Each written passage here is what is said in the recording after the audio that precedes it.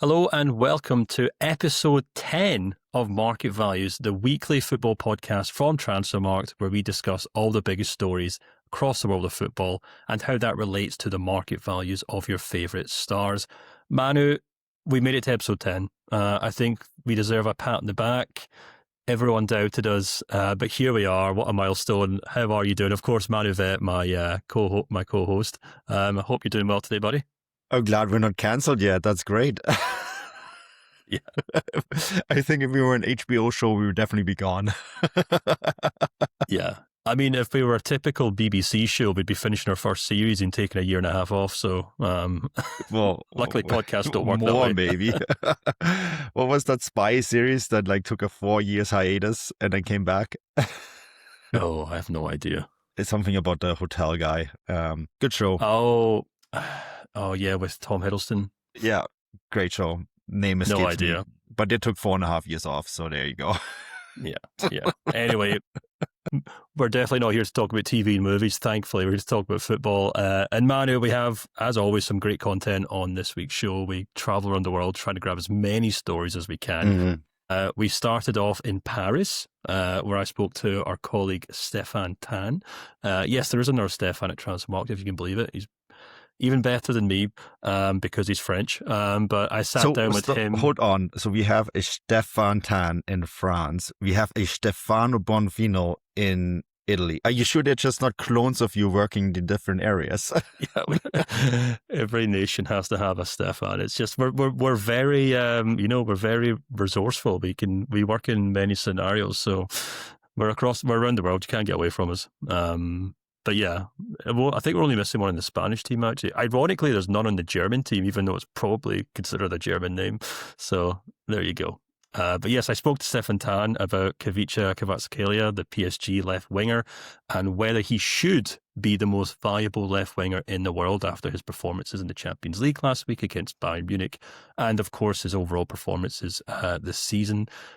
We also spoke to Tobias Kroger, our Bundesliga market value coordinator, about 5 players who will almost certainly be getting big market value updates in the Bundesliga market value update at the end of the month. Some well-known players talked about that, and also some young players who are breaking through at one of Germany's biggest clubs, and definitely want to tune in for, because 2 players in particular who I think are going to be big stars next season. And then Manu, you picked up the phone and called our colleague Thiago Robelo in Sao Paulo, and you had a very interesting conversation with him as well, didn't you? Yeah, no, it was great. Got to go down a little bit of memory lane, but also speak about a current or emerging, or once again emerging star in Endrick, who of course has drawn parallels to 2 former teenage Brazilians, no less than Pelé and Ronaldo. Thiago randomly dropped the fact that one of his mates drove Ronaldo to a practice once, or to pick them up from practice once, which I thought she just mentioned it casually, like it was just a normal thing that you do in Brazil. I was like, wow, he's one of the biggest players that ever played. He just got to randomly pick him up. It's a great story. The discussions about Endrick were really fascinating, where he's at in his career, what comes next. The fact that we so easily forget that he's only 19 too, right? Yeah, a really, really good listen. Thiago knows his stuff. Oh, undoubtedly knows his stuff. And you're right. Some people might be thinking, what, that guy who's on loan at Lyon, Real Madrid, kind of forgotten about. But Thiago goes into some great detail explaining why he, more so than many Brazilian stars, is the man that Brazil are putting their stock behind for this forthcoming World Cup. And as always, great to have Thiago on the show. We started this podcast because we have so many interesting and insightful people at this company who know their football around the world. And Thiago's a perfect example. That's great to have him on the show. But Manu, before we get to all that, we'd like to try and do something interesting, maybe an introduction to this podcast. We usually go to the Market Value Forum and see what the users have to say about certain players at certain clubs around the world. But today we wanted to take a look at an interesting stat. And it's an interesting stat, I think, because it's a very Transfermarkt stat. And one that most people listening to different football podcasts wouldn't really have heard of. And that is the concept of how each club in Europe's top 5 leagues have done in the league table compared to where they rank in their league by the overall market value squad, the overall squad value of their combined players. So I'm not sure if I made that clear, but as we'll get into it, hopefully people will understand. So well, it's quite simple. There's a market value ranking, and then there is the actual table, right? And it's we compare the two. Yeah, and so if your league position is higher than your market value ranking, you have a positive score. But if it's lower, you have a negative score. And on this week's show, we want to discuss the clubs that have the worst scores in Europe's top 5 leagues. And we'll throw it up on the screen now for people who are obviously watching this video. But if you're listening to this in your car, don't worry, or out your jog, we'll break it down. We'll start at the bottom, Manu, on -5. On the ranking, we have 3 clubs. We have Monaco, we have Werder Bremen, and we have Nantes, the Ligue 1 side.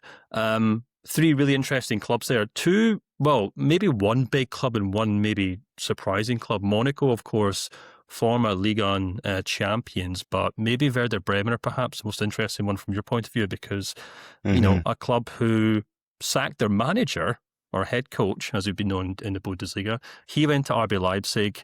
They thought they made the right decision, but actually, you know, Ole Werner at RB Leipzig now, 3rd place.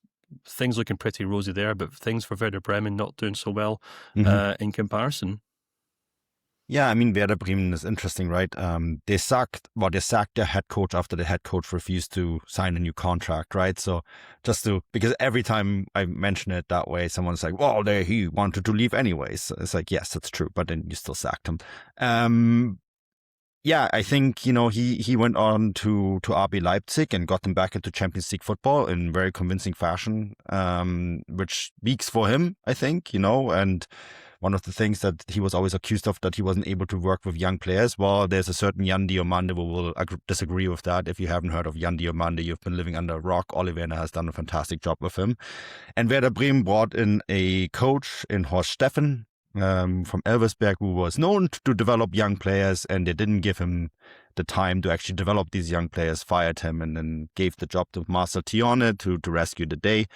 I think the only good news for Werder Bremen this season is that they weren't relegated, which is not something that Nantes can say, for example, right? A big traditional club in France who has been relegated. That's already said. But yeah, I mean, you know, there were certain expectations that came in with Werder Bremen. I know you spoke with their one of the CEOs ahead of the season, Klaus Filbri, I think it was, right? Who said they were willing to take a step back to eventually take 2 steps forward. I guess they can say that is still the case because they weren't relegated, but I would make the argument they weren't relegated because there were simply 3 teams that had no clue what they were doing this year. So the only reason they weren't, and we get to talk about one of those teams, I think later in the show, but, you know, it's really not because Werder Bremen did a good job of not getting relegated. It's really because they were literally 3 teams that were completely inept in the Bundesliga. Is the only reason they're still in it.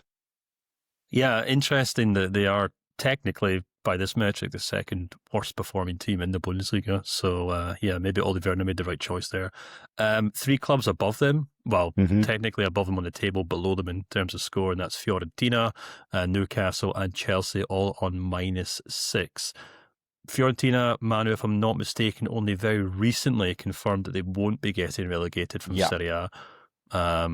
Huge story in Italy. But could have been way worse for them this year, right? Yeah, for sure. And I think also, but, you know, people probably look at that list and think, wow, Chelsea and Newcastle there, which makes a lot of sense, I guess. You know, Newcastle obviously sitting 13th in the league table, Chelsea sitting 9th.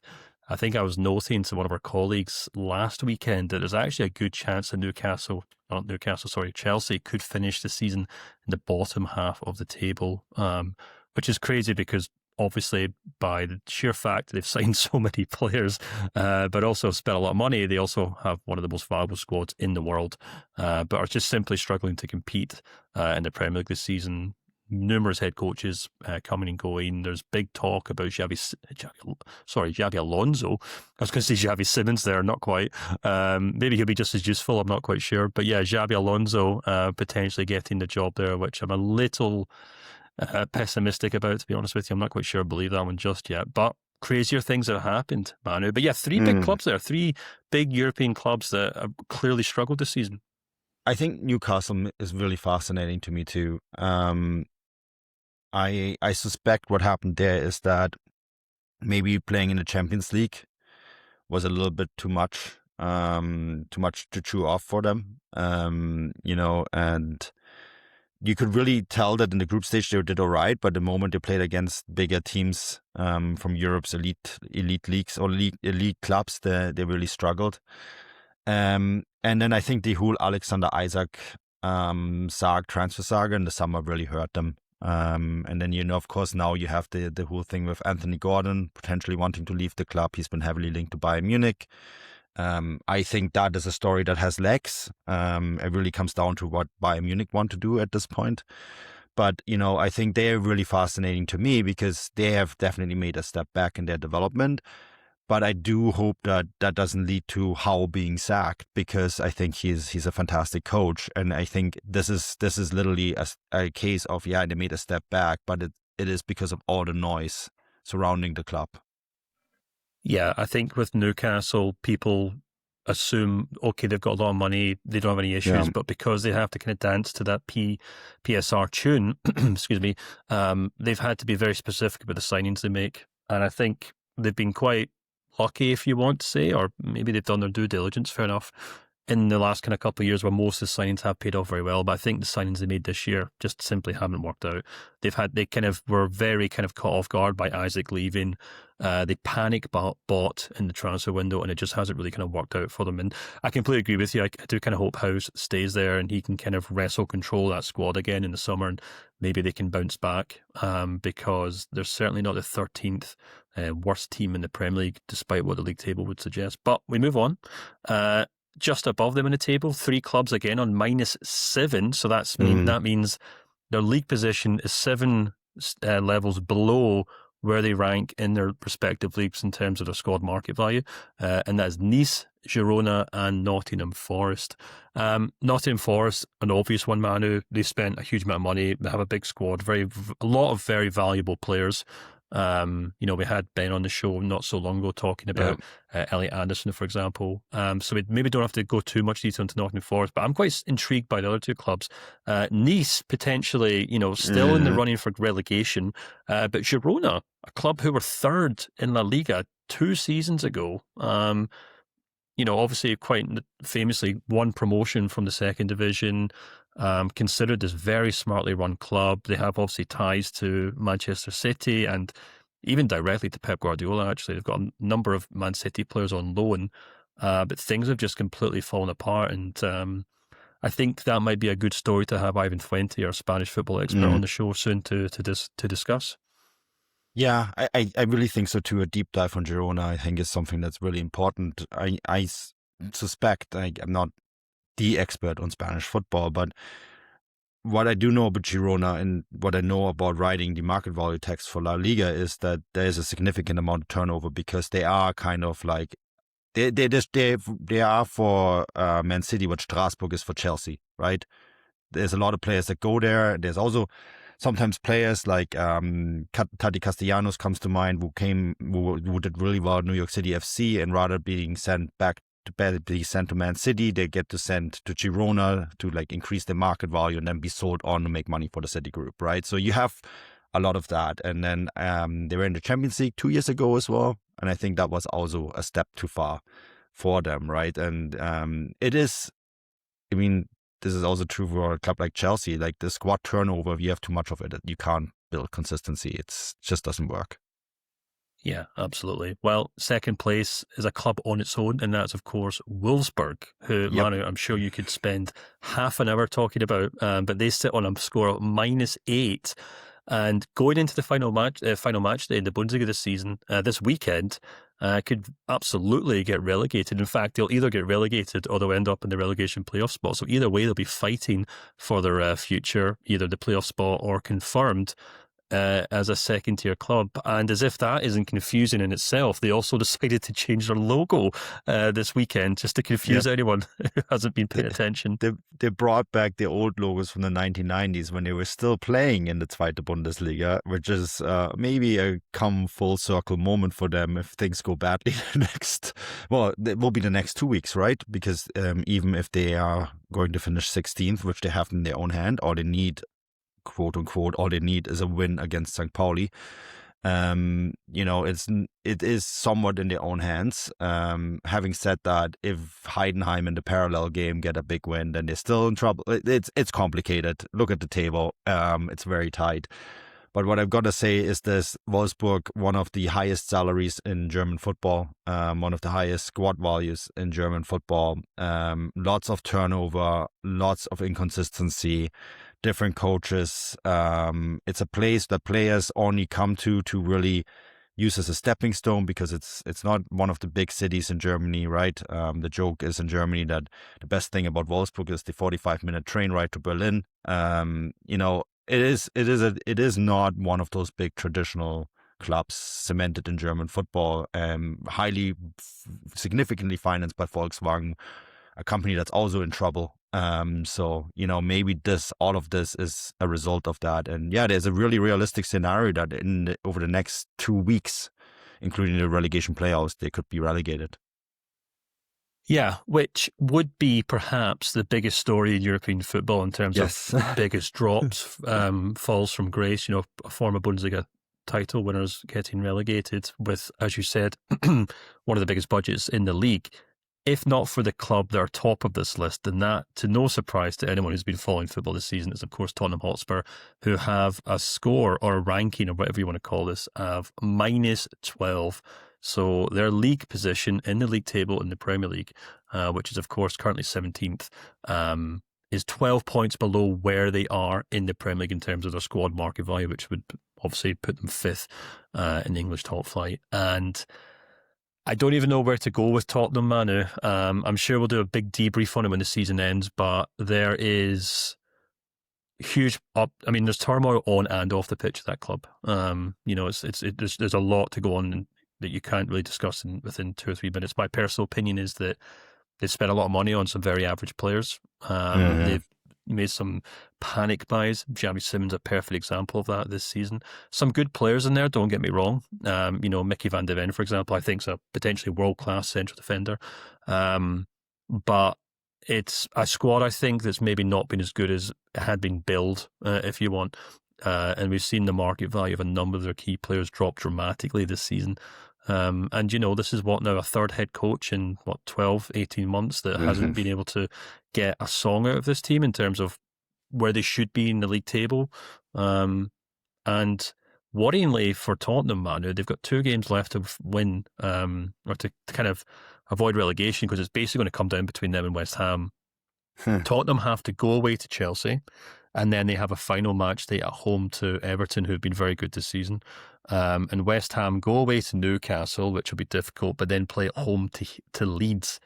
And for anyone who's not been keeping tabs on the Premier League, there's only 2 points between them. So if both teams lose this weekend, it could come down to that final match day where West Ham play at home to Leeds and then Tottenham play at home to Everton. And I would maybe put my money on West Ham at that point. So there's a very, very real possibility here that Tottenham could get relegated. I think it's quite obvious, if I'm not mistaken. I haven't got numbers to hand, but we've definitely done articles on it this season. But they would be, if I'm not mistaken, the most valuable club, most valuable squad to ever get relegated from a top flight, from one of Europe's top 5 leagues. And it's been an unmitigated disaster. Would that be the biggest relegation you think since Newcastle went down? In Premier League history? Must be, right? Yeah, I think so. It's a good question. Trying to think what comes to mind. Yeah, I mean, Blackburn was a big deal at the time, right? The one that comes to mind, of course, is Leicester City, who got relegated so soon after winning the league. But they're not, true. They're not a kind of perennial top flight club. I think Tottenham getting relegated would be the biggest relegation in my lifetime from the Premier League for sure. Maybe Leeds back in the 90s, perhaps, but that was due to financial difficulty and things like that. But yeah, biggest disaster story in European football for sure, Manu, and that's why they're top of this table. Well, I can also say like it's a bad sign when your best player played on loan at a different club. Yeah, you're of course talking about Vuskovic, who's on loan at Haasfall, in the Bundesliga. That is always a really bad sign. Of course, the hope is now that he comes back and helps this Tottenham team next year. But I can say with some certainty that if Tottenham go down, he'll not come back. Yeah, well, it's funny you should say that because I actually wrote an article for Transfermarkt last week looking at all the players that are on loan from Tottenham at other clubs, and Vuskovic is a perfect example of that. But there's other ones. There's Langshear, who's doing very, very well at Oxford United in the Championship. There's Phillips, who's doing very well at Stoke City in the Championship. Devine at Preston, Alfie Devine's doing very well, and Mikey Moore, who actually won the Young Player of the Year award in Scotland, who's on loan at Rangers. So there might be some good players coming back to the club this summer for the club to kind of rebuild. But it just depends whether they'll be rebuilding the Premier League or the Championship, I suppose. Yeah, no, this is definitely a massive story. Curious to see how it plays out. Yeah, for sure. Anyway, we've wasted everyone's time already, wasted far too much time. Let's jump straight into this week's show. And I think we'll start in Paris.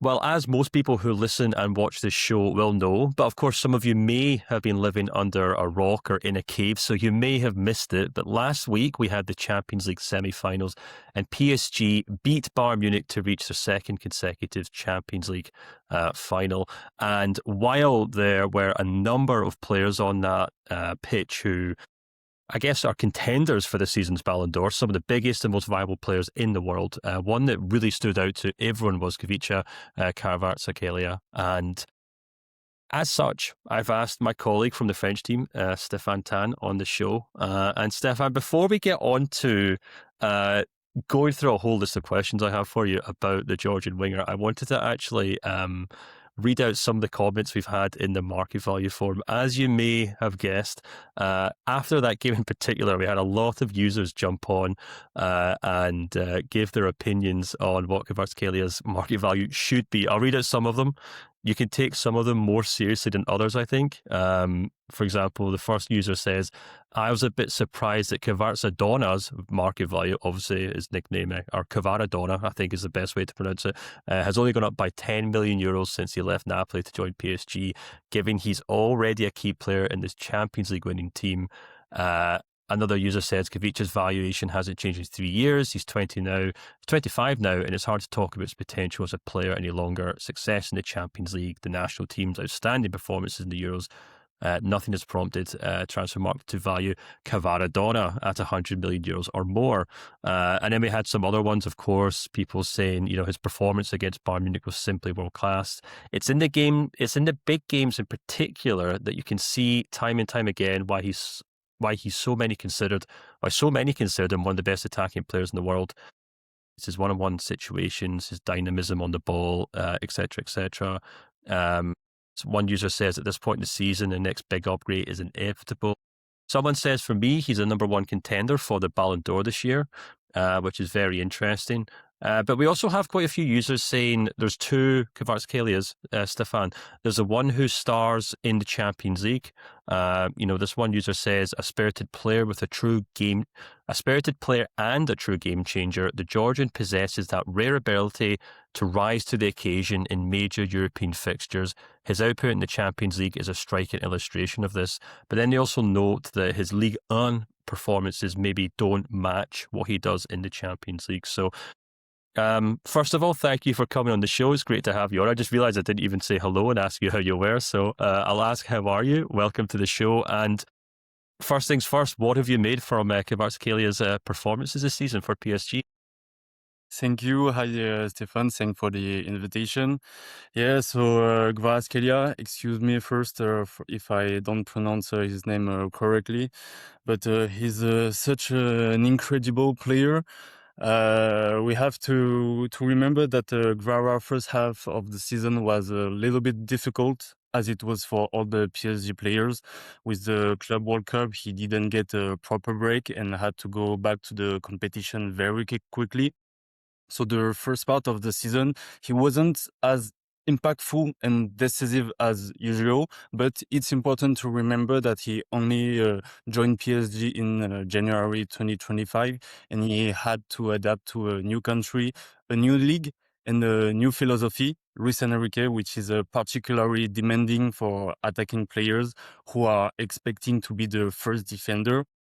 So in the first half of the season, it was Barcola who was carrying PSG attack, and we even saw the Georgian who have to play at the right side of the pitch from time to times. And then the first criticism started to emerge with people accusing Kvaratskhelia of saving himself for Champions League rather than the League One. So in my opinion, it's simply that he has no longer the most decisive at all cost role he had in Napoli, where he formed a fantastic duo with Victor Osimhen. Luis Enrique want the threats come from everywhere in the pitch, and that's so why he don't have this statistical impact than in Napoli. But I think he grew in strength like never before in the second half of the season. And indeed, he shined brightest when the Champions League song rang.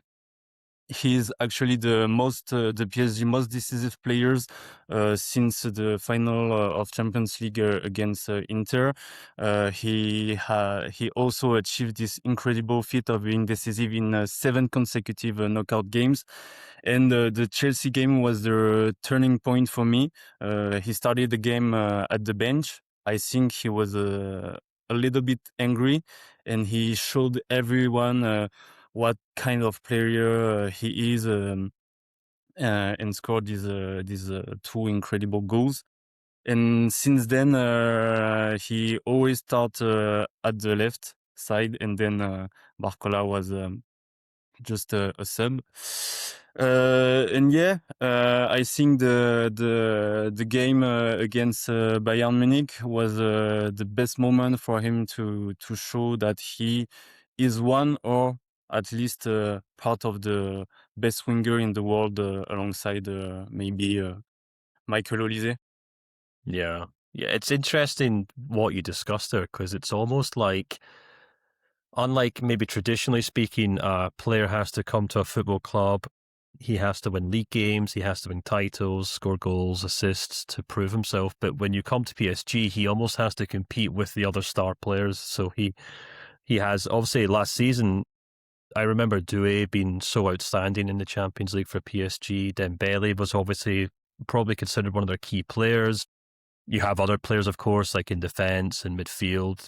They've got amazing players across the pitch. Donnarumma was so important in that Champions League campaign, of course. But in terms of the attacking players, do you think Kvaratskhelia has spent this season almost competing with them more so than, competing to win trophies or titles to prove that he is the best player at PSG? Do you think he is now considered PSG's most important attacking player, or, as you said, is it more case that Enrique thinks, no, we need to have good players all over the pitch? I think, in my opinion, that Kvaratskhelia is a little bit underrated. What I think is Luis Enrique brings something in PSG that every striker need to defend and attack. You don't only have only one star. From the past few years, we saw that it didn't work with Neymar, with Kylian Mbappe, with Messi, and now every striker in PSG has their role. Kvaratskhelia is really, really important Kvaratskhelia is very important in Luis Enrique's system. I think he's the most complete winger in the world today. He can score, he can create, and unsettle every defense with a dribble, a pass, or a run. And most importantly, I think Vara is a team player who works for the collective. I think we all remember that incredible tracking run in the Champions League final against Inter when the game was already done. He did it again yesterday against Brest. So after all, it proved that he can do it in Ligue 1. But yeah, his mentality is incredible, and I think every attacking player in the world should take note. When he's not a threat going forward, he's one defensively with his pressing and defensive recovery runs. For me, he represents the perfect winger today. Yeah, in such strong contrast to, as you said, the players that came before him, like Neymar and Mbappe too, I suppose, who aren't usually known for their defensive work. I want to move on to his market value. We obviously have a Ligue 1 market value update coming out very, very soon. He currently has a market value of 90 million euros. The average user suggestion is that his market value should go up to 122 million euros. I know you can't talk about specific numbers, Stefan, before the market value update comes out, but can we expect to see his market value rise before the end of the season? Definitely. Definitely. I think he will be one of the players who will know the best increase for the next update value. Because his second part of the season was so incredible. He was so decisive in the important moments. He was one of the clutchest player in Europe. And I think he's a little bit underrated if you have to compare to the best winger in the world right now in Europe. I think he have nothing to jealous to Olise. We saw it at the game against Bayern Munich. In the PSG there was Kvaratskhelia and Doué. In Bayern there was Olise and Luis Diaz, and he's definitely one of the best attacker right now. Yeah, if you go on to Transfermarkt and search for the most viable left wingers in the world, Kvaratskhelia is second. He's just above Rafinha, who's on 80 million euros, but of course is behind Vinicius Jr., who is currently on 150 million euros. That raises an interesting question, Stefan, in terms of what can he do to maybe catch up with that top tier level of players? Because it's not just him. It's, as you say, Michael Olise is 140 million euros. And then you have the big three on Mbappe, Erling Haaland and Lamine Yamal on 200 million euros. I don't think anyone's really suggesting that he should be on 200 million euros, but what do you think he can do in 2026 to maybe start catching up with the likes of Michael Olise and Vinicius Jr.? Yeah, so before answer the question, just a quick context.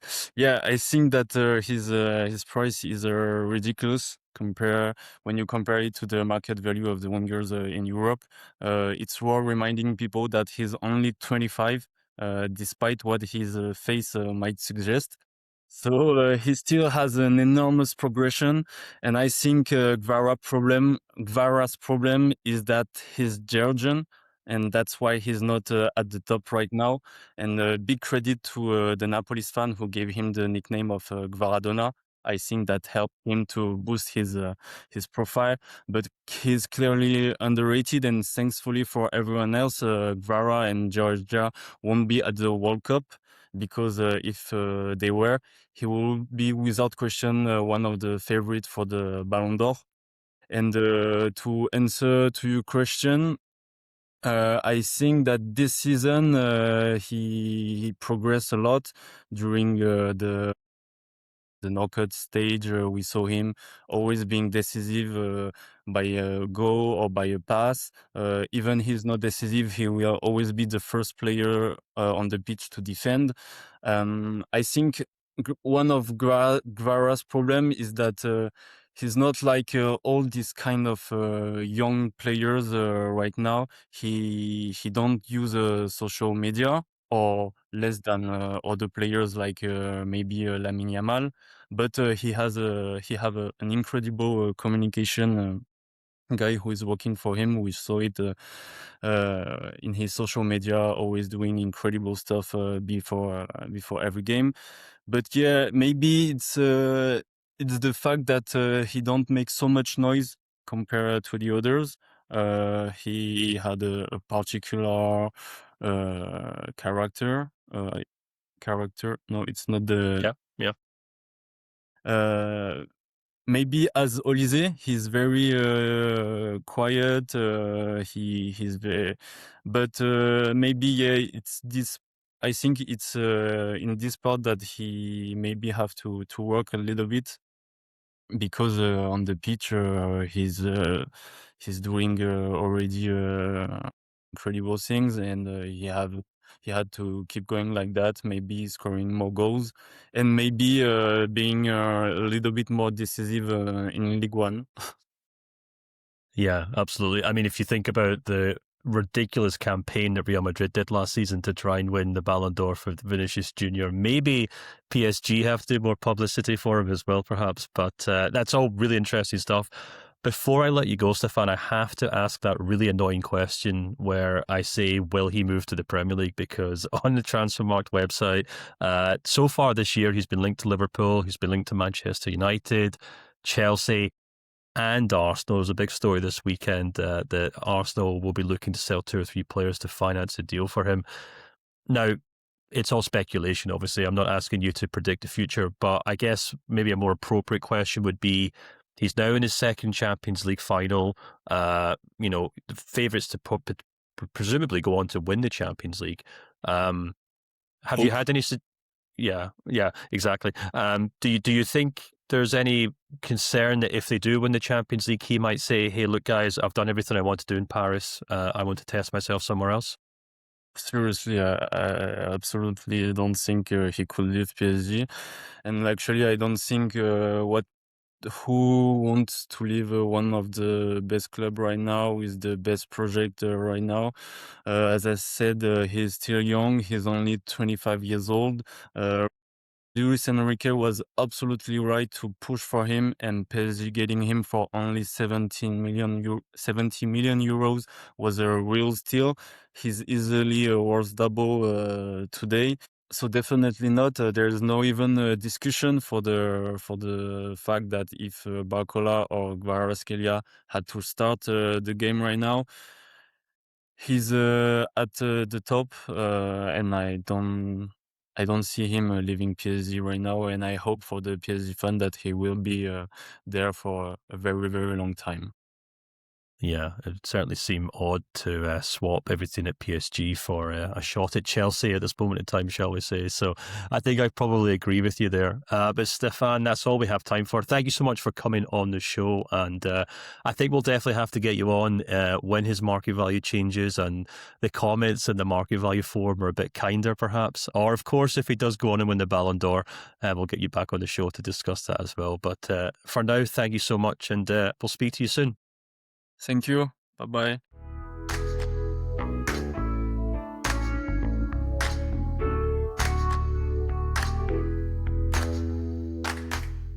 And I'm now joined by Thiago Robelo, our content creator in Brazil. Thiago, how's it going? Hi, Manuel. I'm fine, and you? Yeah, I'm good.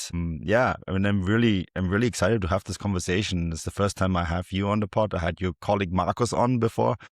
And I'm really looking forward to having this conversation with you on Endrick, who you just interviewed for both The Guardian, but also for Transfermarkt. You were able to bits and parcel pieces off for both outlets. Before we talk about where he's at right now, what was he like to speak to? Endrick is a nice guy. It's the second time that I interviewed him. I interviewed Endrick in 2023 when he was playing for Palmeiras. He was such a young boy, only 17 years old, before he went to Real Madrid. And now we have a new opportunity. He was in Lyon, in his house, and I was in my house. And so it was an interview via Zoom. It's a good thing about technology. We can talk with many people abroad, in international areas, like you, like Endrick, like many people. It's nice. Technology is great that way. I'm sitting currently on my house on Vancouver Island, and you're sitting in Sao Paulo, right? So that works really well. I find him really fascinating because he's been around now for what feels like forever. And it's so easy to forget that he's still a teenager. He's only 19. And he burst into the scene in Brazil for Palmeiras in such spectacular fashion, right? Similar to previous Brazilian greats. And before anyone goes after me and says, like, what are you doing comparing these guys? I'm not saying he is like Pelé or Ronaldo. What I'm comparing with here is saying that both Pelé and Ronaldo came onto the scene at a very young age as well, right? So I'm not saying Endrick is the next Pelé or Ronaldo, but that is a parallel that he was 15, right, when he made his first league debut for Palmeiras. When he was 16, because in Brazil it's prohibited to play before 16, and so when he turned 16, he debuted for the club. But it's an interesting point, because Ronaldo, for example, he debuted for Cruzeiro at 17, and Ronaldo wasn't a rich guy like Endrick at the same age. Now I have a friend. He knew Ronaldo in that time in '93, and he said he picked up Ronaldo for a drive because Ronaldo was waiting for the bus. And he said, "Hey, Ronaldo, come with me. I can go with you in your house." And so, come on, in 30 years, everything is so different. And I was in the Endrick's area where he grew up in Valparaíso de Goiás. It's near to Brasilia, the Brazilian capital, federal capital, and it was a very poor area. Very poor. Not good conditions. People lives there in a bad conditions. It's okay. Nothing. He's not hunger or maybe feel hunger, something like that. But it was a difficult life. Since I think when Endrick uh, come to Palmeiras when he was 12 years old, Endrick is a rich guy. Yeah. It's crazy about football. Since 13, since 14, he is a famous man in Brazil. And so he needs to couple with that situation, because every people in Brazil now is waiting fantastic things from Endrick. I don't know if maybe because the current moment of Brazil, we have Vinicius Junior as a special player, but who more? I don't know if Brazil there is one more spectacular player who can decide games just one play. Rodrigo sometimes, but we have no many players in the high level, and I don't know. I think if you ask for the Brazilian supporters, I think they expect more from Endrick than Matheus Cunha, even Rafinha, who was one of the best players in the world in the last season. But if you ask a Brazilian, I think they expect more from Endrick than Rafinha in the World Cup. It's great. That seems almost unfair because he's only 19, right? Only one thing. And I mean, Ronaldo, when he was 17, he went to the 1994 World Cup, but he didn't play. No, he didn't play any game. The quality, I guess, was so much better. There was Bebeto, there was Romario, right? There was so much quality in front of him that they were able to shelter him kind of from that expectation. It's really fascinating because I think when Endrick moved to Real Madrid for 47.5 million euros, and there's add-ons to that as well, right? So I think the deal can grow to something like 70 million euros. It's an enormous amount of money for an 18-year-old at the time. And then at Real Madrid, when you look at his stats, it never really materialized. But the expectations were so enormous because he scored 7 goals in 40 games across all competitions. But we also have to remember he was 18 at the time, right? Is that maybe where the load is almost too heavy when you have all these expectations, the high transfer fee, the fact that he went to Real Madrid? Is that almost too much?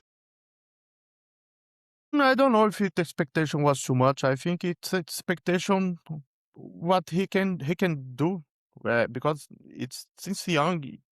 Endrick is a special player for Brazil. Everyone expects big things from him. And if you see the numbers of Endrick for Real Madrid, it's not a bad number. It's not a bad figures. He has 1 goal per 105 minutes. It's almost similar to Kylian Mbappé. Kylian Mbappé, I think, is 1 goal per 85 minutes. And Vinicius Junior is more than 200 minutes per goal. Oh, the figures of Endrick is quite fantastic for a man who almost never was in the starting 11. And so I don't know, expectation was too big, too high. I think it was expectation what he can do. How do you think, you spoke to him, how do you think he copes with the expectation? Does he feel it at all? I asked him about it. Yeah. How do you feel the pressure? And he said, uh, I try to don't read. I try to be away from the news. Mm. I don't want to talk about the situation. I try to do my job. I try to play my football. I try to enjoy my life with my family because I remember in 2023 when I interviewed Endrick for the first time, he said he had many problems with social media. Mm. Uh, and he told me a story that when he finished a match, his first action was to get the mobile to see what people was talking about him on Twitter. And this is crazy, man, because if you read the comments on Twitter, you can you can read everything. You can read good things, bad things, unbelievable things, and so you have no idea about your football, about your level. Some people can say you are the best player ever, better than Pelé, but some people can say that you are the worst player ever. And so I think he's maturing in a good way. Hmm. He's so young, but I think he's maturing in very good level. It's a different Endrick from that guy that I met 3 years ago. Yeah, social media like I remember when I was active on Twitter, you would have like 10 great comments or hundreds of great comments on an article you did, and then there was just the one bad comment and it would just sink you. Now imagine that 100 times over, right? um, And you are not so young in that time. no, that's the other thing, right? And it was 16, 17, so it's more Way too young. unbelievable. I think the social media pressure is something that needs to be looked at. He's now at Olympique Lyon. Loan move that I think actually probably worked out really well for him, right? 15 games he's played in Ligue 1. He's got 5 goals, 7 assists. So very prolific. That's 12 goal contributions in 15 games. Also scored once in the Europa League, scored twice in 3 Coupe de France games. It seems like a move that was perfect for him. Definitely. He was needing time for play because with Madrid at Madrid, I think he wouldn't receive any chance. It's a hard battle because you need to compete against Mbappé, Vinicius Junior, Rodrigo, Bellingham, Arda Güler, so many good players. Mastantuono, I love Mastantuono, but he lost the space after Xabi Alonso be sacked. And maybe Endrick could be the same with Arbeloa because maybe he couldn't receive any chance with the new coach, and he would lost the World Cup, because it's a crazy thing about Brazil. Brazilian players don't care too much about clubs. They prefer to play for the Brazilian national team. I was talking to Carlo Ancelotti last week, and he said it. It's crazy how Brazilian players be careful. He loves to play for the Brazilian national team. The most important thing for a Brazilian player is the national team. And for Endrick is the same. He went to Lyon to try to be part of the Brazilian squad in the World Cup, and I think he'll be there. But just because of him, because before the game against Croatia, Ancelotti said, Endrick is a man for the future. Endrick is not a man for the present. And then the following day, Endrick came to the pitch. In only 15 minutes, he suffered a penalty, who scored by Igor Thiago, and did an assist to Gabriel Martinelli. And 15 minutes, he changed again his future. And now he's in the Brazilian squad for the World Cup. It's unbelievable. Yeah, that is incredible. I can relate to that because, like, growing up in Germany, the German national team has a similar standing than Brazil's national team has in Brazil. I do think that some players prefer playing for Germany over their clubs, so I can definitely relate to that. I wonder, when you look at his market value now, because when you look at his market value graph on our side, it went all the way up to 60 million euros in June 2024. That's, of course, because of the transfer fee that Real Madrid paid, right? And then it just started dropping, right? It went to 40 million euros in December 2024. Then it went to 35 million euros in August 2025. And then it went to 25 million euros in December 2025. And then it's gone back up this March to 35 million euros.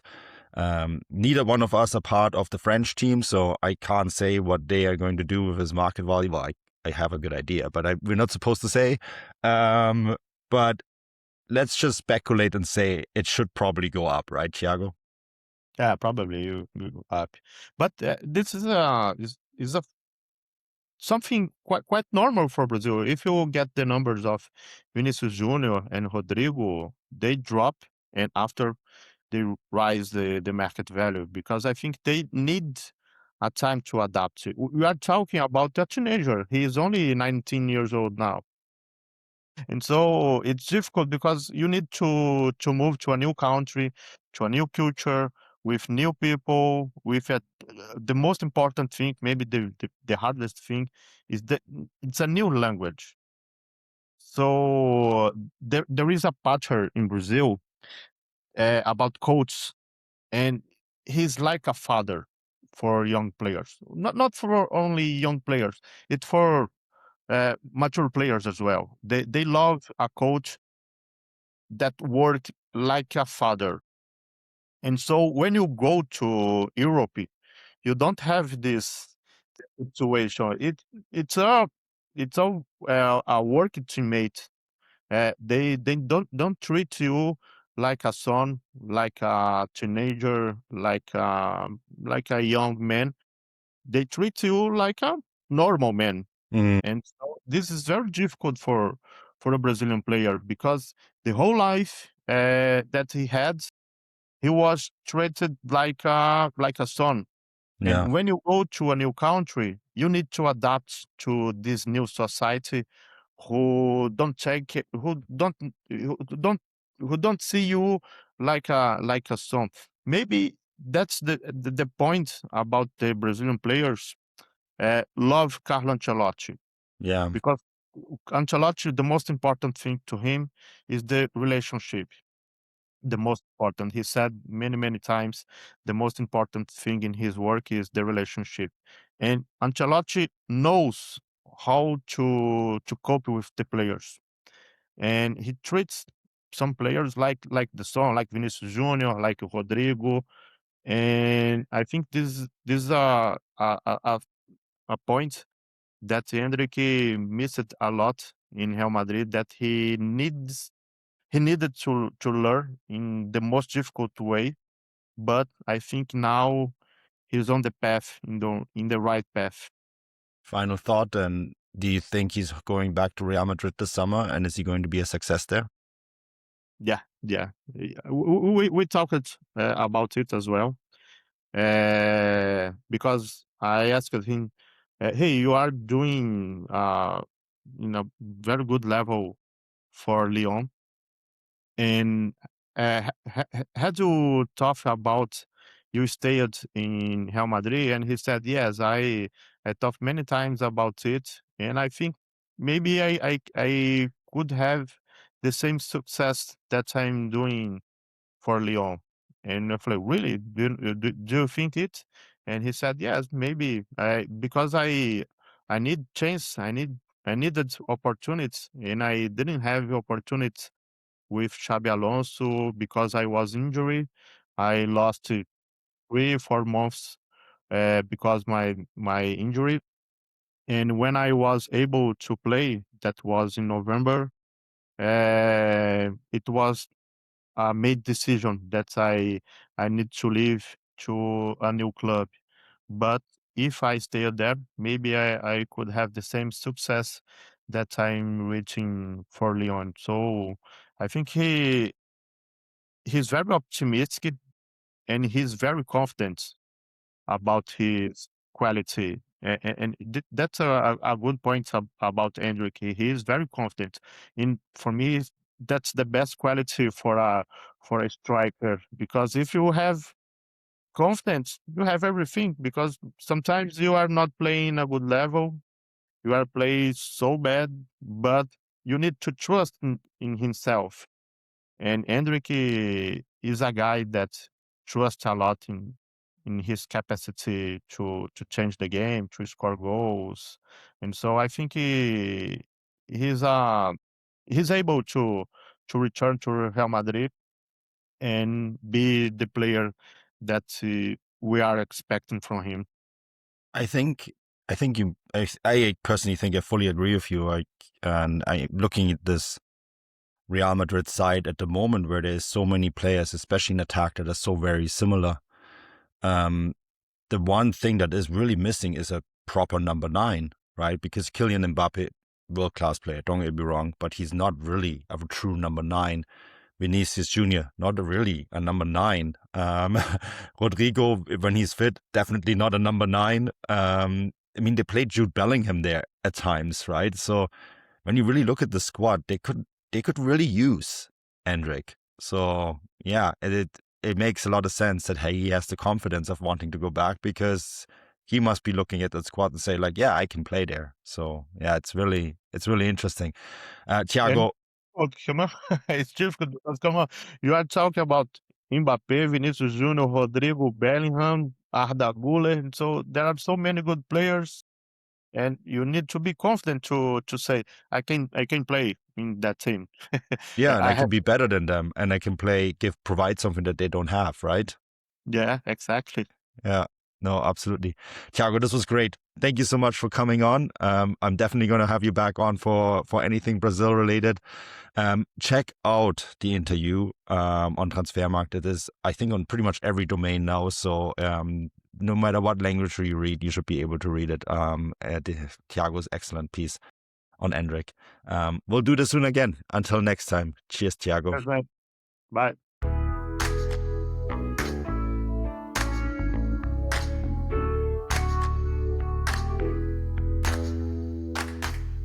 We are now midway through May, and that means the biggest market value updates in Transfermarkt are just around the corner. We'll be doing market value updates of all the top leagues around Europe and most of world football. And as such, we had to get Toby back on the show to discuss what is happening in the Bundesliga.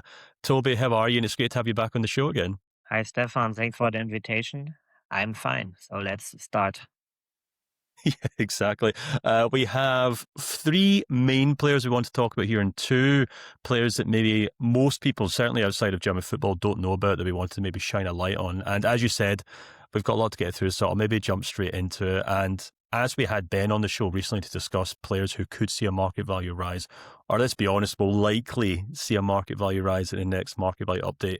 We've done the exact same here in the Bundesliga, and we're starting with a man who probably needs no introduction, and to the surprise of no one, will obviously see his market value rise, and that's, of course, Jan Diomande, the Ivorian winger at RB Leipzig. We've already spoke about him on the podcast, Toby, a few times now. He's the most valuable player at Leipzig. He's the third most valuable player in the Bundesliga. He's the fourth most valuable left winger already, despite the fact that he's still only 19 years old. 75 million euro market value right now, but it seems as though it could go higher. Yeah, it's looking like that. It could go higher. And I think the step will be also big in this summer, because we all see the rumors. We see you always had the profile he's showing on the pitch.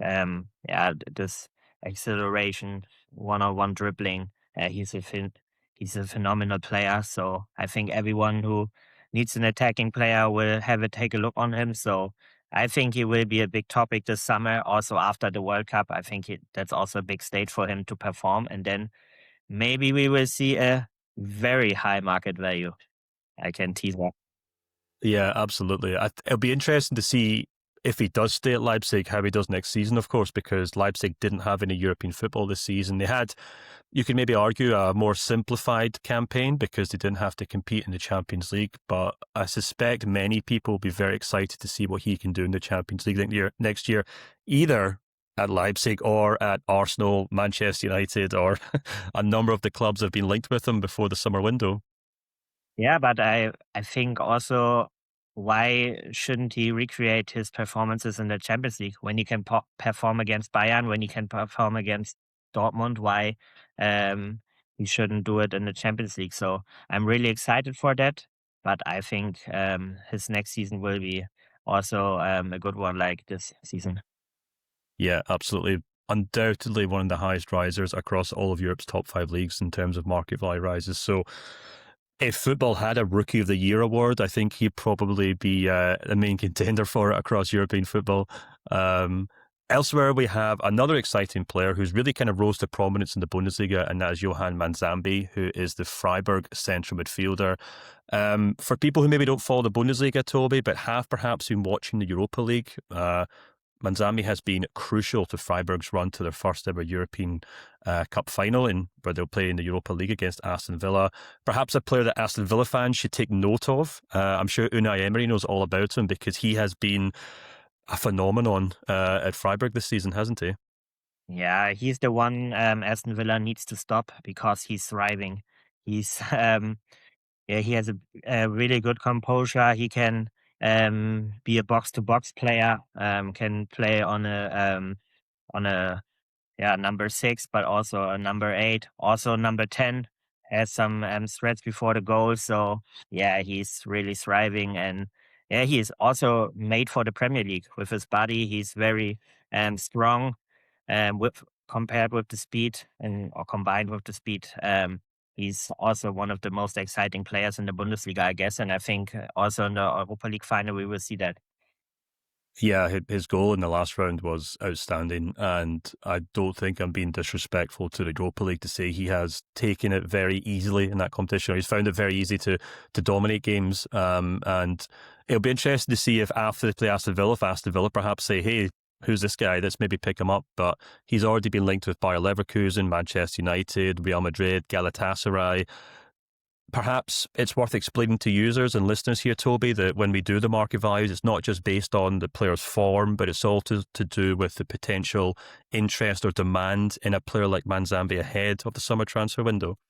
Yeah, the summer transfer window will take a big part in the market value update this summer. And as I said, the profile Manzambi has is really rare. Also with the box-to-box player who's also technical, on a very good technical level. And yeah, if you see him play, you know why a lot of teams want him.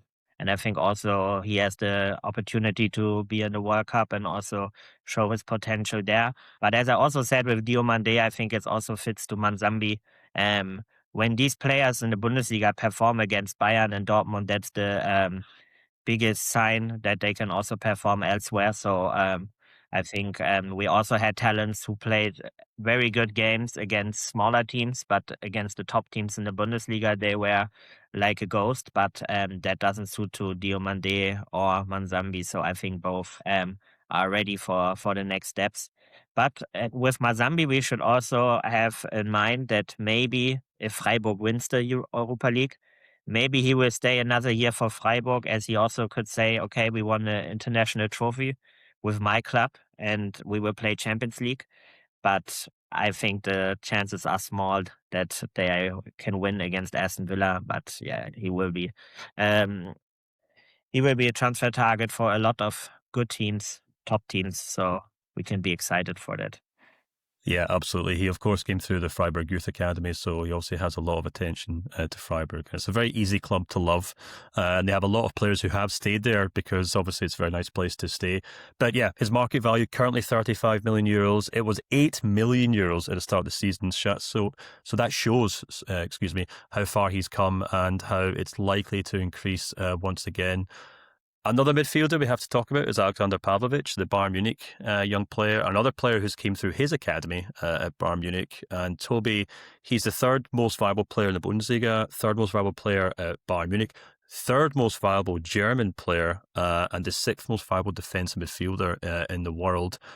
When I watched him against PSG, although Bayern Munich obviously got knocked out of the Champions League and both games were quite chaotic, I felt like he was this island of stability and calmness amongst so many, incredible players. And it seems as though he has gone from being a youth player to a key player at Bayern Munich this season. And I guess that's why his market value is expected to rise in the Bundesliga market value update at the end of this month. Yeah, his transition from a youth player, as you said, to now a Bayern star is really impressive. And as you said, his press resistance is his main key part of his game. He's a deep lying playmaker. He's very calm on the ball, also has very high pass succession rates. So I think, sometimes he's a bit like Toni Kroos, as I don't say he will reach his levels, but as you want, he has some comparisons to him. And yeah, he made the next step. And as we also always take a look to international players for comparisons, then we have to say, okay, the gap between him and also players like, for example, Enzo Fernandez or Moses Caicedo or players like that should get smaller. So he will do the next step into the elite of midfielders. But I can't say how far he can go in this update. But it will be a good step. Yeah, you'll obviously have to read the market value update for that. I'm afraid we can only tease it. But you more or less touched on what I was going to ask next. If you look at the most valuable central midfielders in the world, let's filter out the attacking players because it's obviously not fair to compare them to number 10s or second strikers like Musiala or Bellingham. But Pedri, 150 million euros, Valverde, 120 million, Declan Rice, 120. As you said, Caicedo, 110, Hal Neves at PSG, 110, Vitinha, 110, Fermin Lopez, 100. As we said, he's currently sitting on market value of 75 million euros. Do you think after the season with Bayern and then perhaps after that, a good World Cup with Germany, do you think Pavlovic has the potential to challenge guys like Declan Rice, Valverde, and perhaps even Pedri? Yeah, I think he can challenge them. I think he's the step right before it, so maybe it needs a year or something like that. A strong World Cup would be also very good for him, also for his international recognition. But he's a 22-year-old Bayern midfielder, and he's like the star of the future. So I think he has everything to get to the top level, and he's on his way. So also in that case, we can be excited for his future. Absolutely. He's a player who has gone from strength to strength, and it's worth saying at the start of the season, his market value was 55 million euros. So maybe not beyond the realms of possibility that his market value could double in the space of 12 months, which would obviously illustrate how well he's done at Bayern Munich. But moving on maybe to more unrecognisable names, Toby, we wanted to spend some time this week talking about some young players who are coming through at Borussia Dortmund. Now, Dortmund are known for buying young players, Toby, developing them, usually English players or French players, and then selling them off to Real Madrid or Manchester United. They have two interesting talents in two Italian players in Samuele Inácio and Luca Reggiani. One, of course, a winger who actually scored at the weekend, or a second striker in their game against Frankfurt, and then Reggiani, apologies, as a central defender. Not German, obviously. I don't think they weren't born and raised in Dortmund, but they have came through the club's academies and have kind of started elbowing their way into Niko Kovac's team. And we wanted to spend some time talking about them because this is an interesting part of how our market values work. How do we give market values to young players who haven't played many games, but obviously have a huge amount of potential and promise at big clubs like Dortmund?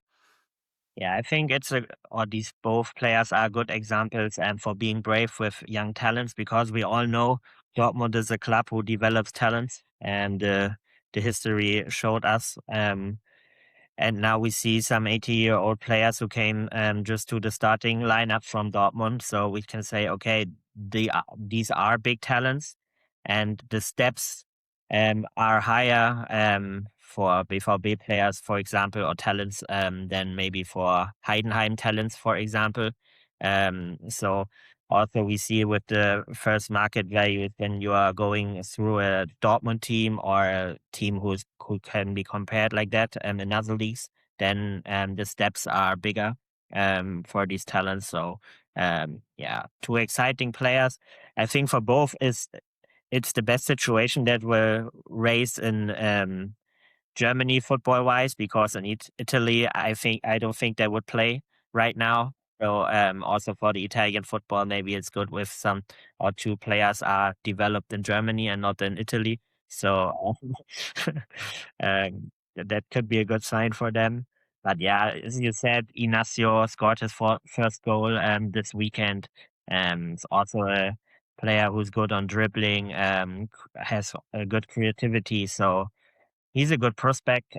Also, Reggiani, very tall for a center back. His physicality look also very promising. So I think they can play a bigger role next season, and it's also a good way, and also at the German development way, that they now can be in the starting 11, as Dortmund already is secured on the second place in the Champions League. So it's time for them to shine now.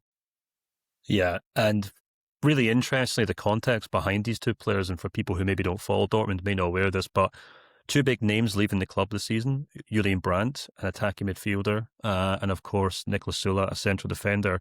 And Inácio is an attacking midfielder, and Reggiani is a central defender. So they've maybe kind of rose to prominence at perfect times for Dortmund, because those are two positions in Kovac's team that need to be filled next season. So, you know, I'm not suggesting that Inácio can step in for Julian Brandt, suddenly become Dortmund's playmaker, but we should see more of both of these players next season, you would suspect.